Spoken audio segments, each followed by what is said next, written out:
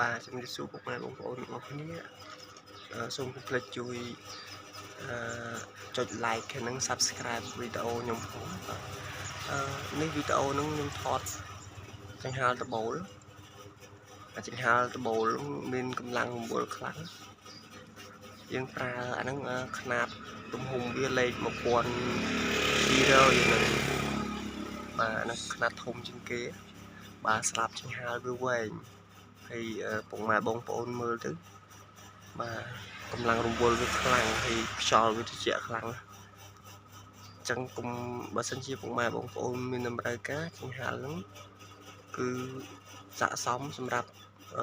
ទីកន្លែងដែលទូលាយបាទបើកន្លែងបន្ទប់តូចអីក៏ប្រើបានដែរហើយកាន់តែត្រជាក់ខ្លាំងទៀតហើយវាមានប្រភេទចង្ហាល់ហ្នឹងវាមានតាមលេខខ្ញុំមានមកឥឡូវខ្ញុំមើលនាំមើលតូចវាមានຂະຫນາດលេខ900មាន1050និង1200បាទ1050ហ្នឹងវាតូចជាង1200បន្តិចនេះអាលេខតូចជាងគេហ្នឹងអានោះ900លេខ900ហ្នឹងតូចហើយសម្រាប់នេះហៅខ្ញុំដាក់ប្រើហ្នឹងអាហ្នឹងវាຂະຫນາດ1200អាហ្នឹងមុន